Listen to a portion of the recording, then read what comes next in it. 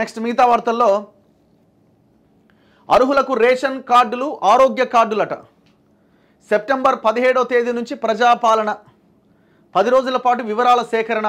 ఆరోగ్యశ్రీ సీఎంఆర్ఎఫ్కు ఇక ఆరోగ్య కార్డులే ప్రామాణికం. ప్రజల ఆరోగ్యంతో చెలగాటమాడితే చర్యలు తప్పవు. డెంగ్యూ జ్వరాల నివారణకు చర్యలు చేపట్టాలి. ఉన్నతాధికారుల సమీక్షలో ముఖ్యమంత్రి రేవంత్ రెడ్డి.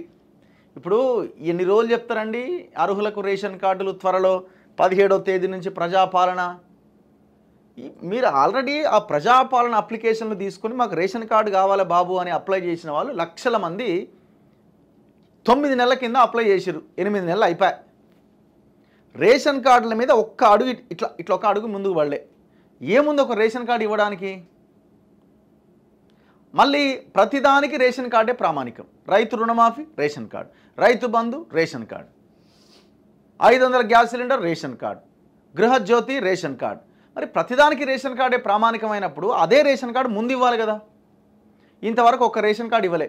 కేసీఆర్ గురించి మాట్లాడకండి మీరు, ఎందుకంటే ఆ దుర్మార్గులు ఒక్క రేషన్ కార్డు ఇవ్వలే 10 ఏళ్ళుగా. అది వదిలిపెట్టండి ఆ చాప్టర్,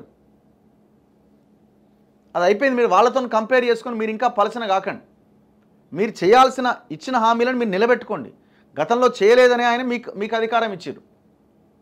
వాళ్ళు తిన్నరు బాగానే మీకు అధికారం ఇచ్చారు. వాళ్ళు ఒక్క పని చేయలేదని మీకు అధికారం ఇచ్చారు. మార్పు కోసమే మీకు అధికారం ఇచ్చారు. ఇన్ని రోజులు అవుతుంది ఒక్క రేషన్ కార్డు ఇంతవరకు ప్రింట్ కాకపోతే ఎట్లా? ఎప్పుడు ఇస్తారు ఈ రేషన్ కార్డ్స్?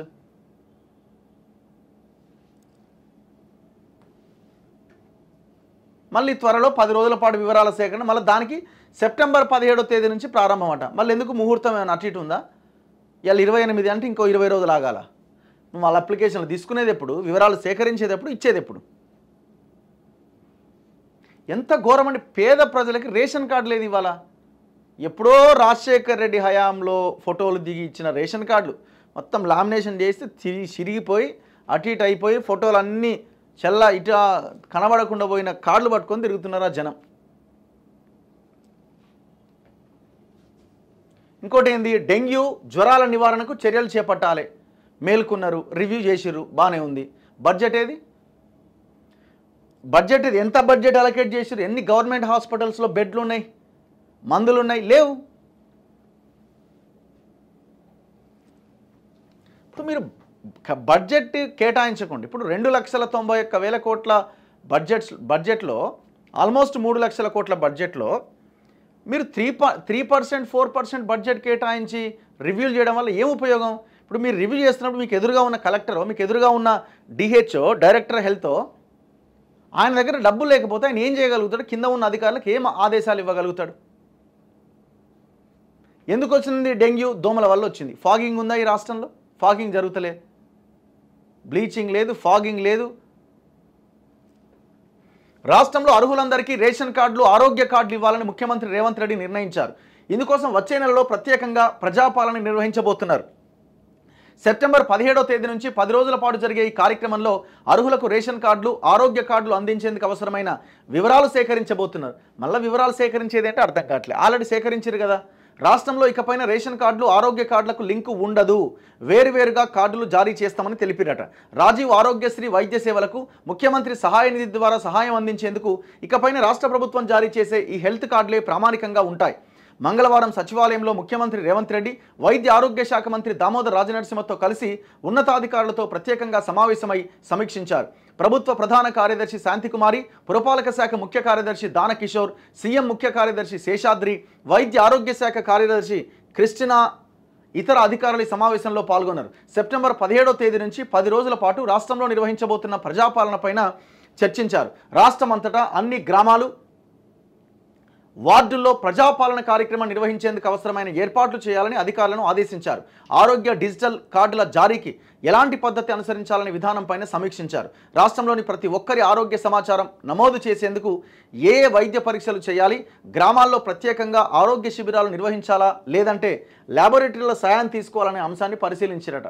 వద్దు సార్ ఈ రివ్యూలు చేసి ఏదేదో భ్రమలు కల్పించి బడ్జెట్ లేకపోవడం వల్ల మీరు ఆ పని చేయలేరు, సాధ్యం కాదు. మీరు ఫస్ట్ బడ్జెట్ కేటాయింపులు చేయండి, హెల్త్ బడ్జెట్ని సవరించండి. మీరు ఈ హెల్త్ బడ్జెట్ని సవరించకుండా మీరు కేటాయించిన 3.9% అన్నది తెలంగాణ ఇజ్జత్ తీస్తున్నది. గతంలో ఇదే తెలంగాణ ఇజ్జత్ దేశవ్యాప్తంగా తీసిండు కేసీఆర్. ఇదే 3.8 3.9% బడ్జెట్ కేటాయించి మీరు అధికారంలోకి వచ్చి అదే హెల్త్కి 3.9% బడ్జెట్ కేటాయించి ఇజ్జత్ తీస్తున్నారు. ఢిల్లీలో అరవింద్ కేజ్రీవాల్ గవర్నమెంట్ 16% హెల్త్ కోసం బడ్జెట్ కేటాయించింది, 25% ఎడ్యుకేషన్ కోసం బడ్జెట్ కేటాయించింది. ఈ దేశంలో అత్యంత తక్కువగా హెల్త్ అండ్ ఎడ్యుకేషన్ మీద ఖర్చు పెడుతున్న రాష్ట్రం ఏదన్నా ఉందంటే తెలంగాణ. పోనీ మన దగ్గర ఏమైనా డబ్బులు లేవా, మన సంపద వస్తలేదా అంటే చాలా దాదాపు ఒక 10-15 రాష్ట్రాల కంటే ఎక్కువ ఆదాయం ఉన్న రాష్ట్రం తెలంగాణ. ఈ అప్పులు ఇవన్నీ పక్కన పెట్టండి, మనం ఎంత ఘోరమైన పరిస్థితిలో ఉన్నా మనకున్న హైదరాబాద్ ఒక ఆయుధం లాంటి హైదరాబాద్ ద్వారా, ఒక బంగారు బాతు లాంటి హైదరాబాద్ ద్వారా మనకి ఆదాయం సమకూరుతుంది నువ్వు ఎంత ఇది చేసినా కూడా. సో అట్లాంటి ఆదాయ వనరులుగా ఉన్న వనరులు ఉన్న మనకి మనం ఎడ్యుకేషన్ హెల్త్ కేటాయించకుండా ఇది కడతాం అది కడతాం అది చేస్తాం ఇది చేస్తాం, ఏం ఉపయోగం? సీజనల్ వ్యాధుల పట్ల అప్రమత్తంగా ఉండాలి. గ్రేటర్ హైదరాబాద్తో పాటు రాష్ట్రంలోని అన్ని పట్టణాలు గ్రామాల్లో దోమల నిర్మూలనకు ఫాగింగ్, స్ప్రే వంటి చర్యలు ముమ్మరం చేయాలి. జీహెచ్ఎంసీ పరిధిలోని అన్ని ప్రాంతాల్లో ఫాగింగ్ క్రమం తప్పకుండా నిర్వహించాలి. ఎప్పటికప్పుడు అధికారులు క్షేత్రస్థాయి తనిఖీ చేపట్టాలి. పనిచేయని ఉద్యోగులు ప్రజల ఆరోగ్య పరిరక్షణకు చేపట్టే చర్యల పట్ల ఉదాసీనంగా వ్యవహరించే వారిని సస్పెండ్ చేయాలి. ఇప్పుడు ఆ ఫాగింగ్ కూడా పెద్ద స్కామ్. అది ఇప్పుడు ఎంత మోతాదులో కెమికల్ కలపాలో అంత మోతాదులో కలపరు. ఇప్పుడు ఒక గల్లీలో తిరుగుతారు, ఆయన ఇంకో గల్లీని మిస్ చేసి ఇది స్కామ్. ఇది అదేంది, ఏజెన్సీలకు కాంట్రాక్టర్లకు అప్పగిస్తారు. ఆ సరైన మోతాదులో కెమికల్ కలపకుండా ఆ డబ్బులు మిగిలించుకుంటారు. ఇందులో కింది నుంచి పై దాకా మింగుడే, కోట్ల రూపాయలు వెనకేసుకుంటారు. ప్రతి దాంట్లో స్కామే గత గవర్నమెంట్లో ఉన్నప్పుడు. ఇప్పుడు కూడా నడుస్తూనే ఉంది. అది ఫాగింగ్లో స్కామే, స్ప్రేలో స్కామే, అదేంది మన కుక్కలకు సంబంధించిన కుటుంబ నియంత్రణలో స్కామే.